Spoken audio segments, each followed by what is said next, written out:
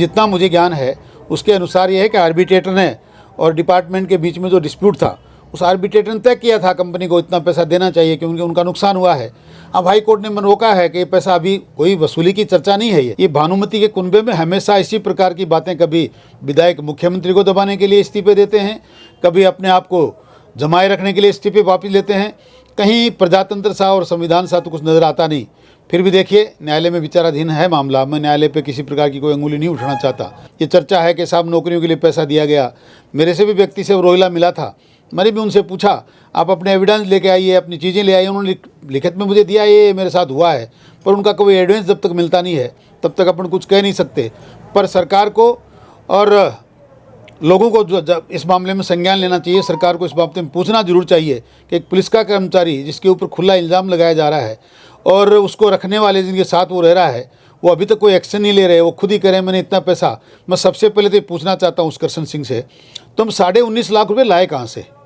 सगड़ा बहना राम राम मैं थारो देसी पत्रकार रवि खबरलोक चैनल पर थारो बहुत बहुत स्वागत है। दोस्तों अभी अपने साथ उदयपुर वाटी पूर्व विधायक सुपकन जी चौधरी ही अभी बातचीत कर सकें कि जी तरीका हाई कोर्ट को फैसलो अभी जो हाई कोर्ट एक जवाब मांग्यो है कि जी तरीका पूर्व विधायक जो विधायक है वह आपको इस्तीफो सौंपे और इस्तीफो सौंपने के बाद में जब इस्तीफो वापस ले ली तो बिको जवाब मांगी गयो है। सब बड़ी बात एक ही टाइम की आपने एक छोटी सी मुहिम की आपा जिस तरीका युवा के लिए जो लगातार पेपर लीक हो रहे हैं भी पर जो जनप्रतिनिधि ही बाहर जाके बातचीत कर रहे हैं कि वह की तरीका है जो युवा के साथ में अभी खड़े हैं, ऐसे चीजें लेके आज बातचीत करने के लिए अभी सुपकन जी चौधरी अपने साथ ही जानकारी दिलवासी बने रहो। वीडियो लास्ट तक देखो तो भगवान पूरी जानकारी है जो थान मिल जैसी।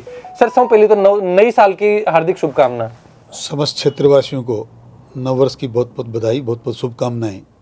क्षेत्रवासियों को भी, आपको भी, आपके चैनल को भी मेरी तरफ से बहुत बहुत बधाई, बहुत बहुत शुभकामनाएं। जी सर, चुनावी साल अभी आप देख रहे हैं और बी दौरान ही अगर एक सौ बड़ी चीज अगर इस टाइम देखी जाए तो बी दौरान भी पेपर लीक होना, पेपर रद्द करना, सर की तरीका हुई चीज ने देखो हो एक जनप्रतिनिधि होने के साथ में कि युवा के साथ में जो कुठाराघात हो रहे हैं, कद ही सरकार कोई पुख्ता चीजा पर कार्रवाई करेंगी कि यह चीजें रोकी जा सके? देखिए, राजस्थान के युवाओं का बड़ा दुर्भाग्य है कि लगातार 4 साल में सरकार पेपर लीक के मामले में पूर्ण रूप से फेल्यूर रही है। एक नहीं, जब से सरकार का गठन हुआ है तब से लेकर आज तक कोई भी परीक्षा सफलतापूर्वक हुई नहीं। और ये आज ही की बात नहीं, कांग्रेस की सरकार में अभी पेपर लीक हो रहा है। पहले कोर्टों में स्टे मिलते थे, पर कभी ये लोग बेरोजगार नौजवानों को रोजगार दे नहीं पाए, अपने वादों को कभी पूरा कर नहीं पाए। इन्होंने सरकार के गठन के समय बहुत से सब्ज बाग युवाओं को दिखाए थे, हम आपको नौकरियां देंगे, नौकरियां जिनको नहीं मिलेंगी उनको बेरोजगार भत्ता मिलेगा। नौकरियां देनी पड़ती इसलिए पेपर लीक करवा दिए। बेरोजगार भत्ते का कहीं नाम नहीं है, कहीं लेना देना नहीं है। एक नहीं, अनेकों मुद्दे हैं, अनेकों जगह हैं जहां सरकार फेलियर हुई है। और अब तो इंतहा हो गई कि लास्ट में भी कहीं रीट की, कहीं कोई और परीक्षा होकर कुछ बेरोजगार नौजवानों को रोज़गार मिल जाता तो शायद कुछ संबल मिलता। पर सरकार ने ऐसा कुछ नहीं किया। एक बार मुख्यमंत्री से इंटरव्यू में आप जैसे ही पत्रकार पूछ रहे थे तो उन्होंने कहा, देखिए हमने कितना बड़ा कमाल किया है, पेपर लीक तो हुआ पर हमने 7 दिन में लोगों को गिरफ्तार किया। दोबारा कहा हमने 5 दिन में गिरफ्तार किया। कल परसों तो कह रहे थे कि पेपर लीक हुआ उससे पहले हमने गिरफ्तारी कर लिया। इसका मतलब मुख्यमंत्री जी को पता रहता है कि पेपर कब लीक होगा और उसको कब गिरफ्तार करना है। ये सारा षड्यंत्र में सरकार मिली हुई नज़र आती है। अगर इनको रोकना होता, माफिया, पेपर माफिया पे अंकुश लगाना होता तो यूपी कोई दूर नहीं है। आपके सामने क्या क्या इंतजाम वहाँ किया जाते हैं और किस प्रकार का भय वहाँ है, वैसा भय इन्होंने भी अगर व्याप्त किया होता पेपर माफिया में तो पेपर लीक नहीं होता। पर क्या किया जा सकता है, ये तो भानुमति का कुनबा है, इसमें इसी प्रकार के काम हो रहे हैं जिसके लिए हमें और हमारे युवाओं को भुगतना पड़ रहा है। जी तरीका अभी जी भानुमति कुनबा की बात करी जा रही है। बी पर भी कल जो हाई कोर्ट के द्वारा जो अपने विधानसभा अध्यक्ष सिंह बाहू जवाब मांगे गए कि 10 दिन के अंदर वह जवाब दी कि को के बाकी नौबत आ रही है कि जो विधायक 90 के समथिंग विधायक इस्तीफो दी ही और भी इस्तीफा ने जो भी पर कोई कार्रवाई कौन करी जाए और वह विधायक वापस इस्तीफा ले ली ही। हालांकि यह चीज भी सामने निकल के आ रही है कि अगर कोई विधायक आपकी इच्छा हो इस्तीफो दे रहे हो तो बिकन यो पावर कौन की दोबारा वो भी वापस ले ले के पर थे विचार रखो हो। ये न्यायालय का मामला है, पूर्ण रूप से न्यायालय में विचाराधीन है। मैं जितनी मुझे समझ है, जितना संज्ञान में है, उतना ये जानता हूँ कि इस्तीफा विधायकों ने दिया था तो उसको उसी वक्त मंजूर होना चाहिए था, विधानसभा भंग होनी चाहिए थी। पर मुझे तो लगता है, मैंने से पहले आपसे निवेदन किया कि भानुमति का कुनबा है, कहीं की ईंट कहीं का रोड़ा, भानुमति का कुनबा जोड़ा। ये भानुमति के कुनबे में हमेशा इसी प्रकार की बातें, कभी विधायक मुख्यमंत्री को दबाने के लिए इस्तीफे देते हैं, कभी अपने आप को जमाए रखने के लिए इस्तीफे वापस लेते हैं, कहीं प्रजातंत्र सा और संविधान सा तो कुछ नज़र आता नहीं। फिर भी देखिए, न्यायालय में विचाराधीन है मामला, मैं न्यायालय पे किसी प्रकार की कोई अंगुली नहीं उठाना चाहता और कानून पे भरोसा भी रखता हूँ। तो मुझे लगता है जैसा न्यायालय ने कहा है, कुछ ना कुछ न्याय होगी, पर ये गलत हो रहा है। 91 विधायकों के आज 90 दिन तक इस्तीफे मंजूर नहीं हो रहे। सरकार क्या चाहती है, विधायक क्या चाहते हैं, कभी कहते हैं हमने इस्तीफा दिया है, कभी कहते हैं हमने वापस लिया है, कुछ समझ में नहीं आता। अब तो कोर्ट पर ही है कि न्यायालय कोई सही निर्णय करे तो देश प्रदेश की जनता को राहत मिले। सर, उदयपुर वाटी में भी फिलहाल एक कोई पेपर लीक प्रकरण है या फिर कोई जमीनों जुड़े कोई एक जमीनी विवाद या फिर पीछा को लेन देना लेके एक विवाद चल रहे हो। अभी कमेन वर्तमान मंत्री का गनमैन को नाम है जो सामने निकल के आ रहे हो है, बिन की तरीकों देख रहे हो कि बी के ऊपर भी क्या कार्रवाई है जो होनी चाहिए। पिछले 3 साल से लगातार ये एपिसोड चल रहा है।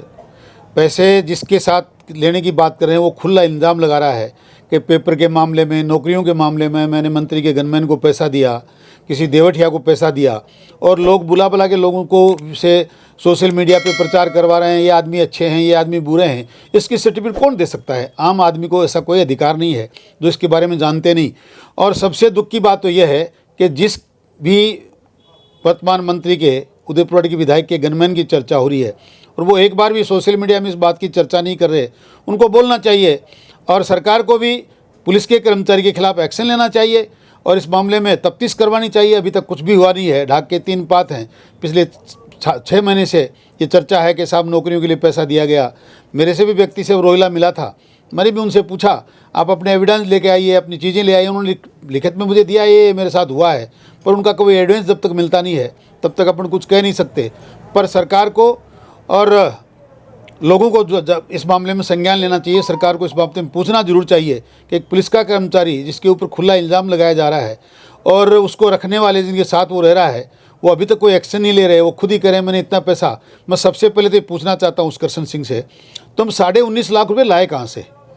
एक अल्प वेतन वाला कर्मचारी इतना पैसा इकट्ठा नहीं कर सकता। और जहाँ तक उनके परिवार को मैं जानता हूँ, वहाँ कोई इतनी बड़ी व्यवस्था नहीं है कि इतना पैसा किसी को दिया जा सके। उन्होंने करोड़ों रुपए की प्रॉपर्टियाँ जयपुर में, गुढ़ा में, उदयपुर वाटी में पैदा की हैं। वो कहाँ से आई? ये सारी की सारी चीज़ें हैं जो बिल्कुल खुला इल्ज़ाम लगाती हैं।